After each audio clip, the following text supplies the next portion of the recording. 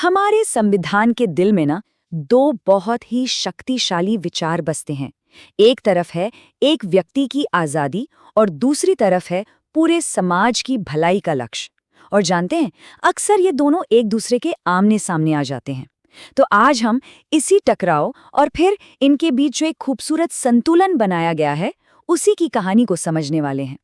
तो देखिए, आज का हमारा सफर कुछ ऐसा रहेगा। सबसे पहले हम नागरिक की ढाल यानी हमारे मौलिक अधिकारों को समझेंगे। फिर हम देखेंगे कि राज्य का दिशा सूचक यानी कि निर्देशक सिद्धांत क्या होते हैं। इसके बाद असली कहानी शुरू होगी, जब ये दोनों टकराते हैं। हम देखेंगे कि कैसे सुप्रीम कोर्ट ने एक संतुलन खोजने की कोशिश की और आखिर में वो कौन सी नींव है जिस पर आज हमारे संविधान का ये सामंजस्य टिका हुआ है। चलिए तो फिर शुरू करते हैं। सबसे पहले बात करते हैं मौलिक अधिकारों की। इनको ना एक नागरिक की ढाल की तरह समझिए, एक ऐसी ढाल जो हमें राज्य की असीमित शक्तियों से बचाती है। तो इसका सीधा सा मतलब क्या है? मतलब ये कि ये कुछ ऐसी बुनियादी सुरक्षाएं हैं जो हम सबको मिली हुई हैं, और अगर सरकार या कोई भी सरकारी संस्था इन अधिकारों को हमसे छीनने की कोशिश करती है तो हम सीधा अदालत जा सकते हैं। ये सिर्फ कोरे वादे नहीं है, ये पक्की कानूनी गारंटी है।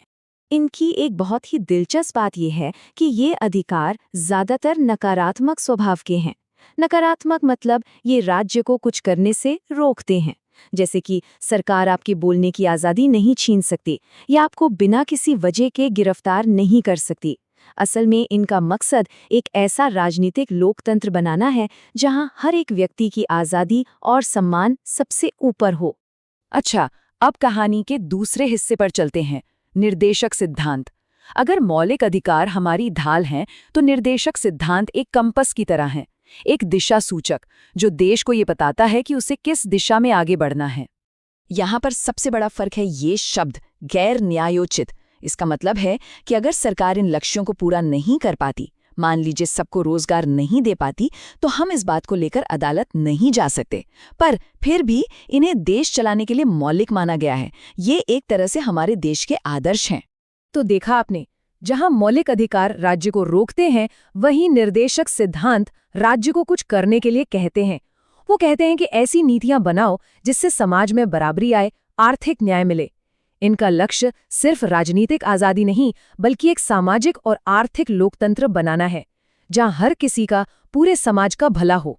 और बस यहीं से असली खींचतान शुरू होती है, जब एक इंसान की ढाल पूरे समाज के दिशा सूचक के रास्ते में आ जाती है। जब एक व्यक्ति के अधिकार और हजारों लाखों लोगों की भलाई के बीच टकराव की स्थिति बन जाती है। ये जो तुलना आप देख रहे हैं, ये इस टकराव की जड़ को बिल्कुल साफ कर देती है। एक तरफ है व्यक्ति की स्वतंत्रता, जिसे अदालत का संरक्षण मिला है। दूसरी तरफ है सामाजिक कल्याण, जो एक बहुत बड़ा लक्ष्य है लेकिन कानूनी तौर पर लागू नहीं हो सकता। एक राज्य को रोकता है और दूसरा उसे काम करने का निर्देश देता है।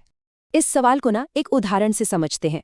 मान लीजिए सरकार एक कानून लाती है ताकि भूमिहीन किसानों को जमीन दी जा सके।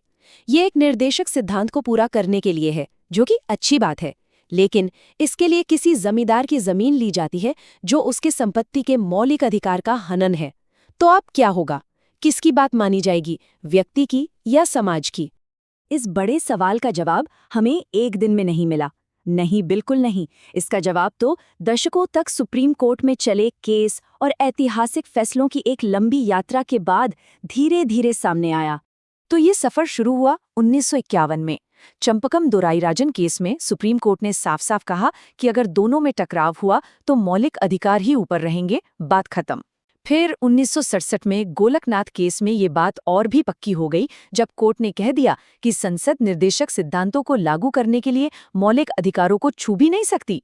फिर आया 1973 का वो ऐतिहासिक केस, केशवानंद भारती केस, जिसने सब कुछ बदल कर रख दिया। यहाँ कोर्ट ने संविधान के मूल ढांचे का सिद्धांत दिया, मतलब संसद बदलाव कर सकती है लेकिन संविधान की आत्मा को नहीं बदल सकती। और आखिर में 1980 में मिनर्वा मिल्स केस में ये यात्रा एक मंजिल पर पहुंची। कोर्ट ने कहा कि मौलिक अधिकारों और निर्देशक सिद्धांतों के बीच का ये जो संतुलन है ना, ये खुद संविधान के मूल ढांचे का हिस्सा है। तो आज की तारीख में कानूनी समझ क्या है? आज की समझ इन दोनों ताकतवर विचारों को एक साथ लाती है। वो इन्हें एक दूसरे का दुश्मन नहीं, बल्कि एक दूसरे का पूरक मानती है। मिनर्वा मिल्स केस की ये लाइनें सब कुछ बयां कर देती हैं। कोर्ट ने कहा कि हमारे संविधान की नींव ही इन दोनों के बीच के संतुलन पर टिकी है। आप एक के लिए दूसरे को पूरी तरह से कुर्बान नहीं कर सकते। ये संतुलन ही संविधान की जान है। तो इस सिद्धांत को आसान भाषा में समझें तो 3 बातें हैं। पहली, किसी भी कानून को ऐसे देखो कि दोनों की इज्जत बनी रहे। दूसरी बात, ये भूल जाओ कि कोई एक हमेशा दूसरे से बड़ा है। और तीसरी और सबसे जरूरी बात, ये याद रखो कि ये संतुलन इतना जरूरी है कि इसे संसद भी नहीं बदल सकती। इसे समझने का एक और बहुत अच्छा तरीका है।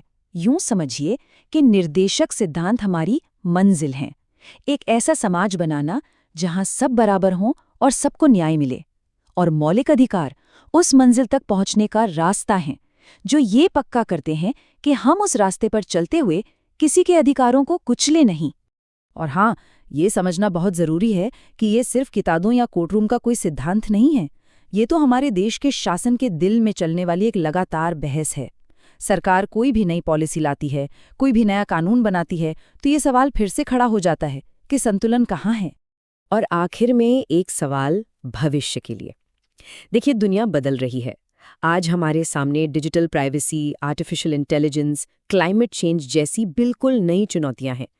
इन नई चुनौतियों के बीच एक व्यक्ति की आज़ादी और पूरे समाज की भलाई के बीच ये संतुलन कैसे बनाया जाएगा? ये वही पुरानी बहस है जो अब नए कपड़ों में हमारे सामने खड़ी है, और इसका जवाब हम सबको